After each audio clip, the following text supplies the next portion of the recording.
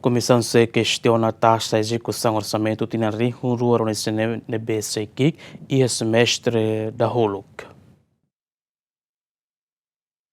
Presidente da Komisaun C, Parlamento Nacional de trata assunto finanças públicas, deputada Cedelísia Faria dos Santos, falou em governo com a taxa execução orçamento no 100%, tolo nulo residual, menos meta por cento, lima nulo no plano, tem que to. Também o governo aumenta esforço e a execução, liu a projeto Ciranebe e impacto direito para desenvolvimento. Vice-ministro, a tutama recessona, a cliorta na OZE Maiana, o governo começa a no processo de preparação para a OZE 2025, mas bem a cara foi para tal atenção na fatem vai ter taxa de execução.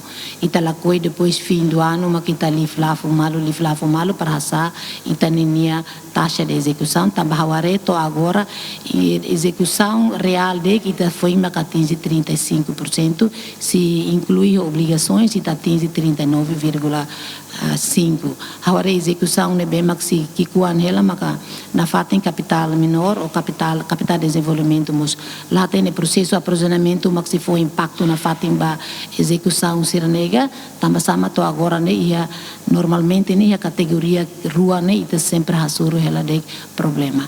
Então a minha suba parte governo a total ela questão ida né para itaninia a taxa de execução né e também lá o tempo. A tamba preocupação né vice-ministro do assunto parlamentar Adere Tugu da Costa Teten, governo continua a monitorizar progresso e execução orçamento nian. Enquanto o governante ne explica importante maca la rede para número execução, mas consideramos qualidade no resultado dos gastos públicos. Mas o governo continua a atenção para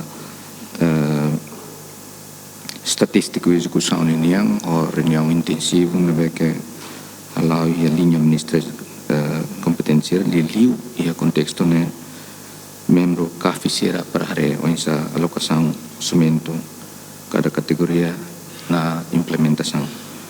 Ministério de Finanças nos atualiza ponto sira implementação orçamento 2026 niang e a semana que onde observa membro do governo será Ministério também maxi linha implementação lento onde bela tal atenção para linha execução. Em princípio, o governo compromete a questão de execução linha para questão qualidade, las quantidade. Mas que execução orçamento geral do Estado tem rua uma excelência sobre o desafio, o governo aprova um teto indicativo para o orçamento geral do Estado tem rua uma excelência, um montante bilhão rua ponto ida, a tu financia plano no programa prioridade para tinan oen. Adriano Verdial, Luciano Amaral, GMN.